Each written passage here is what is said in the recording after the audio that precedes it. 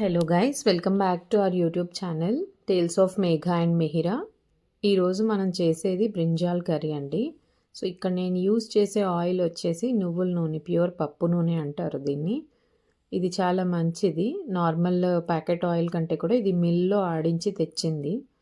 So ఇది మేము only కర్రీస్కి అంతా యూజ్ చేస్తాను నేను. నార్మల్ ఫ్రై ఐటమ్స్కి వచ్చేసి ఉంటాయి కదా బయట ప్యాకెట్స్, ఫ్రీడమ్, సన్ఫ్లవర్ అలా అలా అలా యూస్ చేస్తాను. అండ్ ఇక్కడ ముందుగా ఒక కొంచెం 3/4 కేజీ అలా వంకాయలు ఉన్నాయి నా దగ్గర. అవి నేను ఫ్రెష్గా ఉన్నప్పుడే చేసేస్తాను ఎప్పుడూను.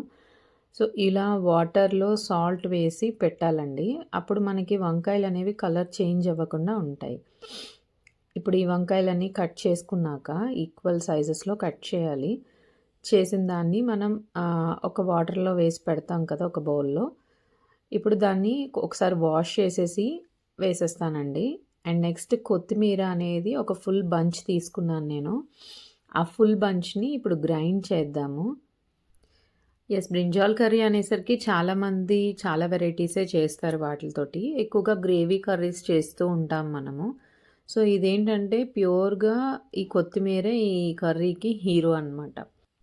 దీంతో పాటు మనం ఒక 4 or 5 వెల్లుల్లి రెబ్బలు వేసుకోండి. అండ్ ఒక 9-10 చిల్లీస్ పడతాయి. ఒక స్పూన్ ఆఫ్ సాల్ట్ వేసాను నేను.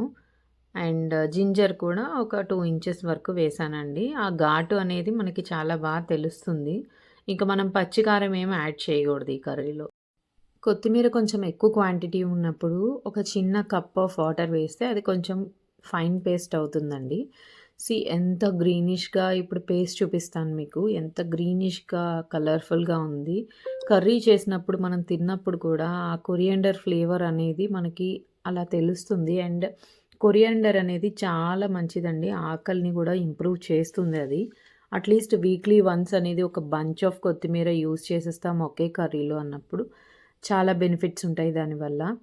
ఇప్పుడు నేనైతే ఈ కర్రీని బ్రింజాల్ పీసెస్ని మగ్గ పెడుతున్నాను. అది ఒక 5 to 10 మినిట్స్ అయ్యేసరికి అది చాలా సాఫ్ట్ అయిపోతుందండి.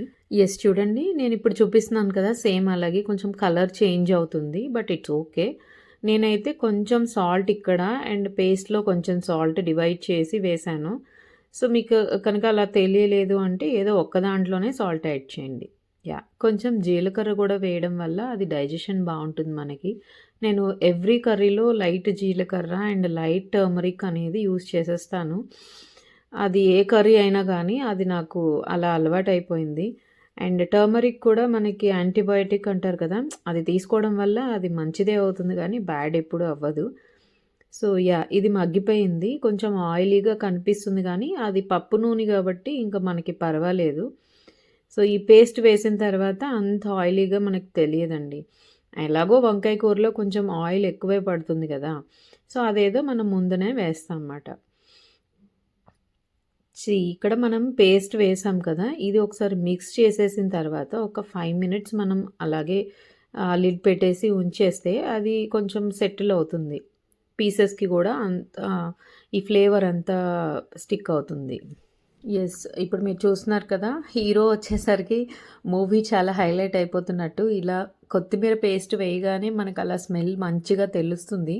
ఒక 5 మినిట్స్ మీరు ఇలా లిడ్ పెట్టేసి నెక్స్ట్ ఓపెన్ చేసి చూస్తే హియర్ యు గో, వంకాయ కూర అనేది రెడీ అయిపోయిందండి. అంతే, very very very simple curry ఇది. యూజువలీ మనకి 1 వీక్లో 1 డే మనం అట్లీస్ట్ అబ్బా ఈజీగా అయిపోయేది చేద్దాం ఈరోజు అన్నప్పుడు మీకు ఇది డెఫినెట్గా హెల్ప్ చేస్తుంది. That's all for today friends. Like, share and subscribe. Thank you guys. Bye.